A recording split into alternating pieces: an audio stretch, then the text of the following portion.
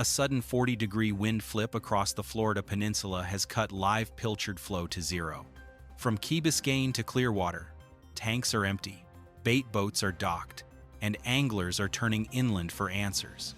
Live bait demand just surged 300%, but the wind shift has erased the supply line overnight.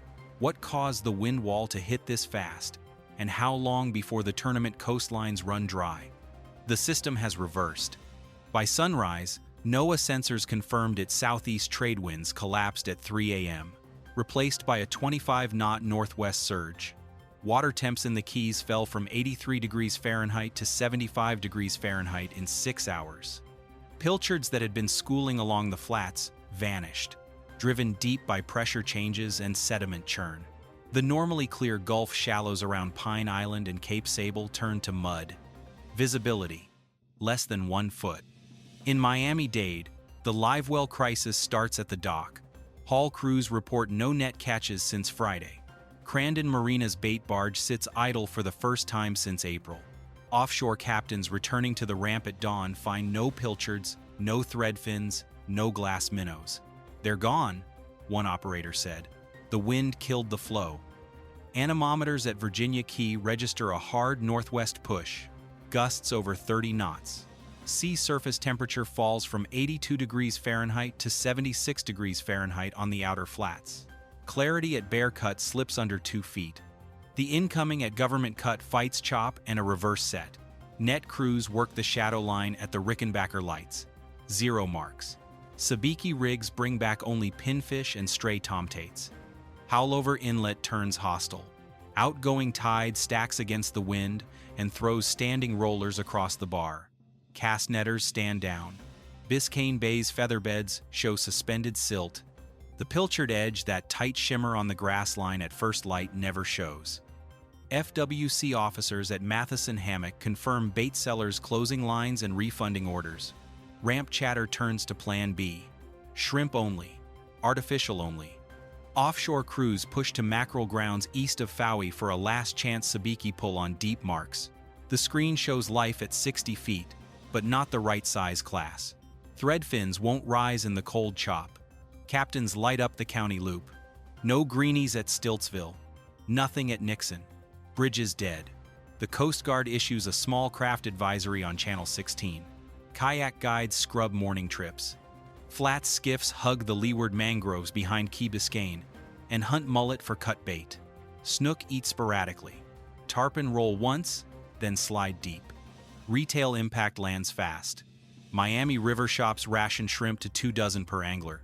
Prices jump 20%. Aerators hum, but tanks stay clear. No silver sides, no whitebait.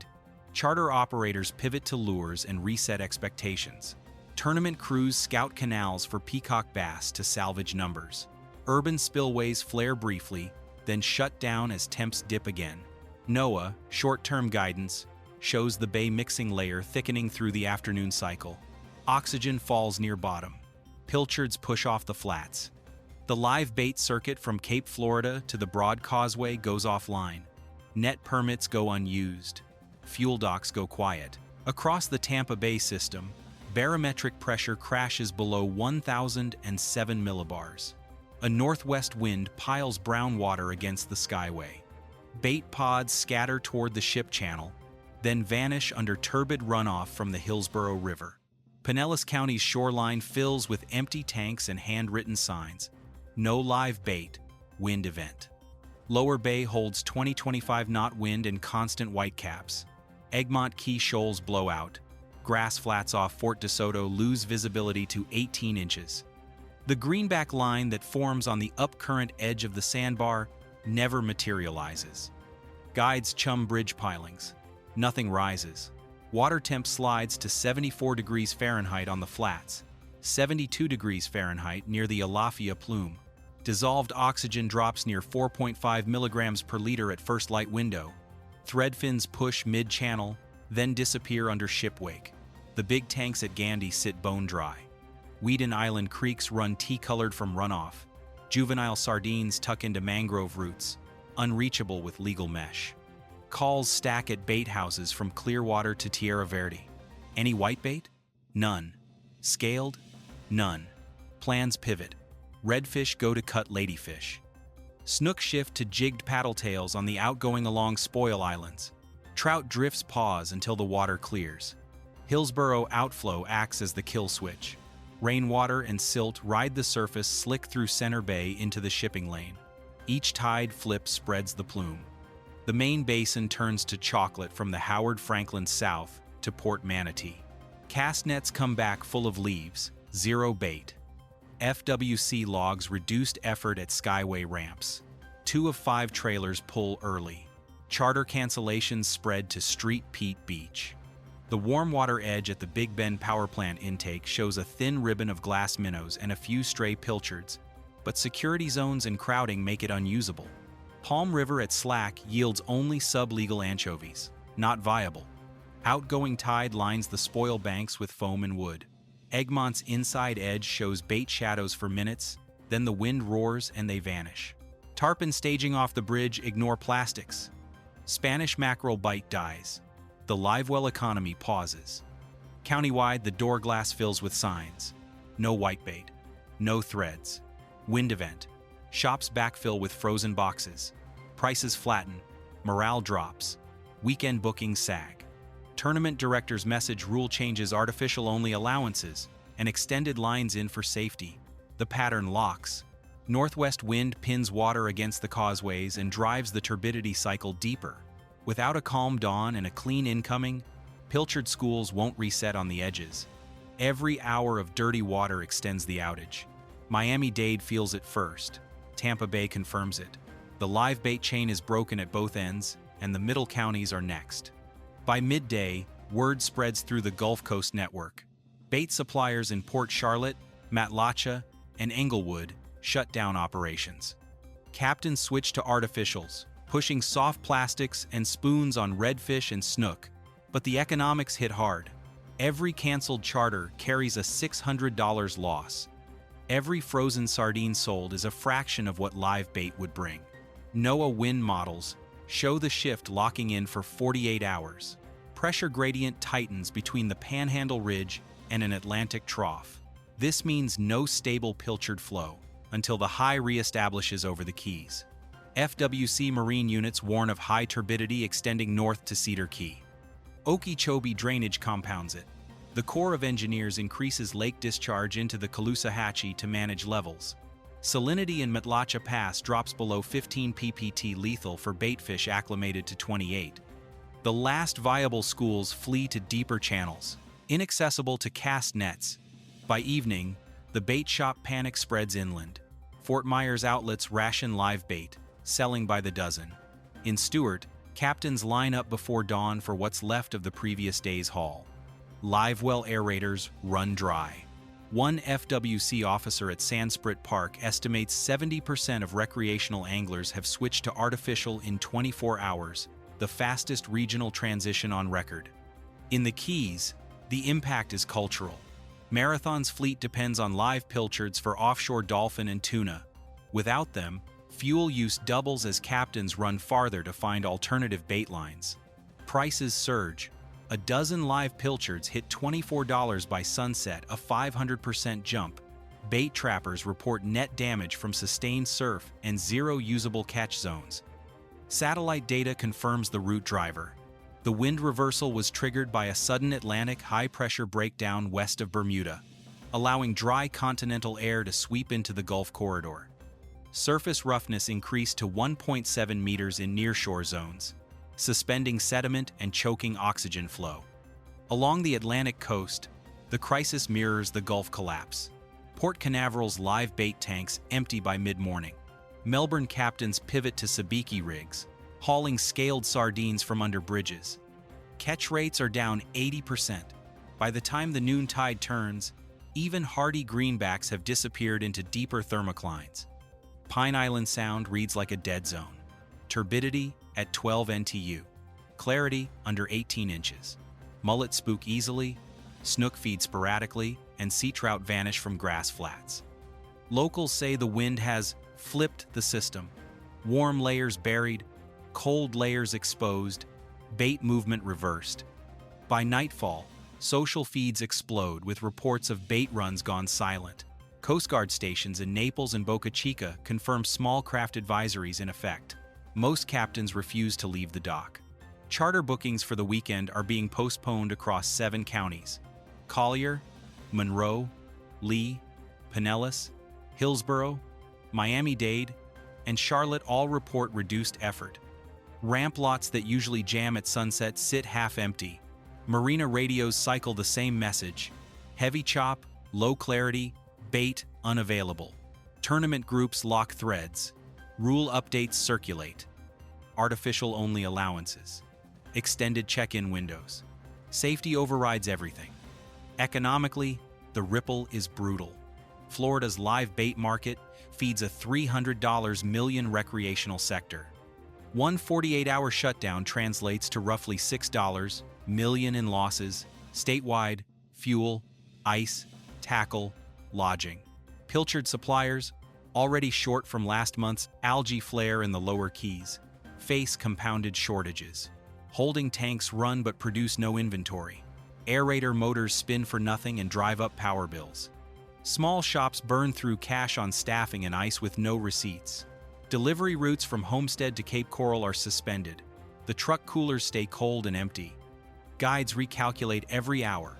A full-day snook and tarpon program converts to half-day redfish with jigs. That's a $300 haircut per trip. 3 trips lost per boat equals a week's margin erased. Hotel partners in Cape Coral report cancellations tied directly to the bait outage. One tackle counter in Largo sells out of 1 4-ounce jig heads and soft paddle tails by the second wave of after-work traffic, then closes early. Shrimp becomes currency.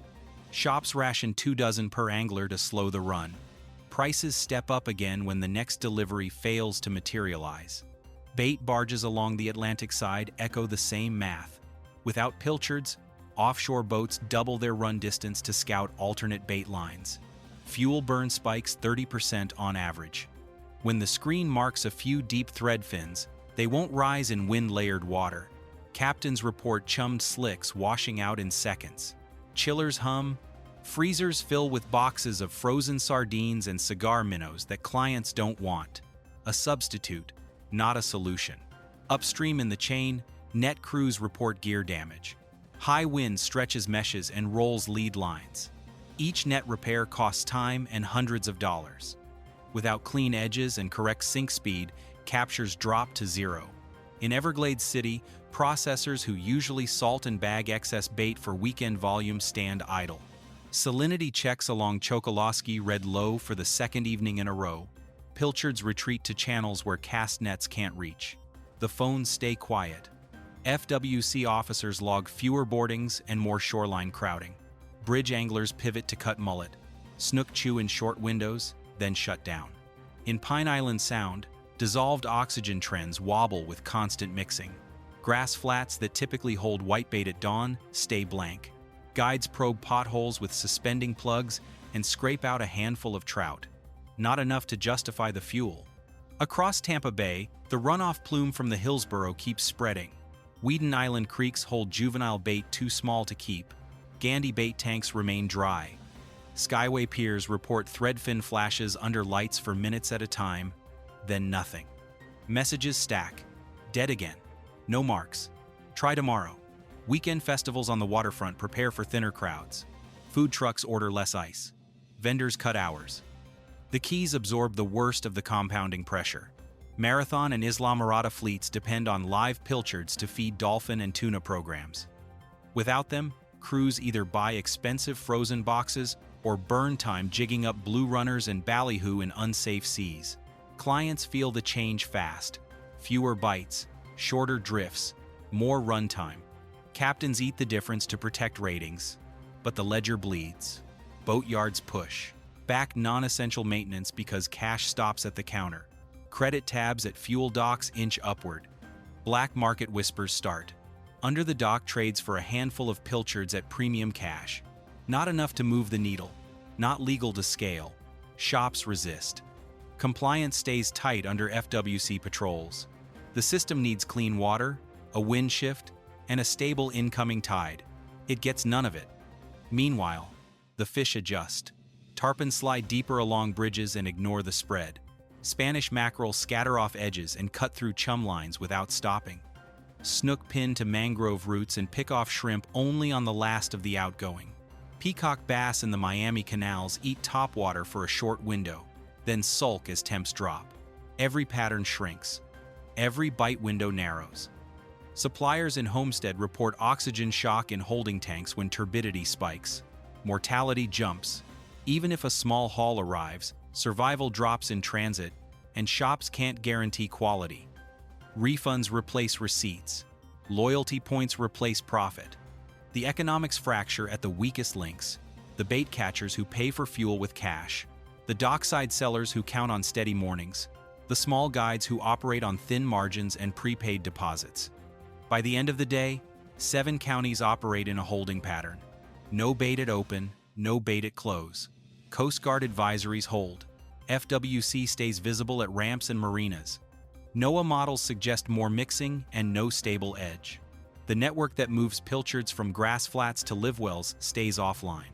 Shops trim hours, crews tie extra lines, and the calendar shifts to recovery mode. The outage is no longer a flare-up. It is a statewide reset of the live bait economy, and the clock on losses has only just started. The statewide picture: 23 knots sustained across the Gulf Shelf, 5-foot chop in the bays, low clarity readings east of Cedar Key.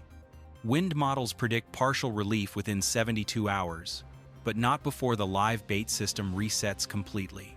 That means weeks before supply stabilizes, if at all. As of tonight, NOAA forecasts the wind wall holding through Friday. The Florida bait economy stands still. No one's casting nets, no one's filling tanks. The live pilchard network from Miami to Sarasota is offline. And just like that, the foundation of Florida's live bait chain, the small silver fish that fuels every snook strike and every tarpon hookup, has collapsed under one shift of wind.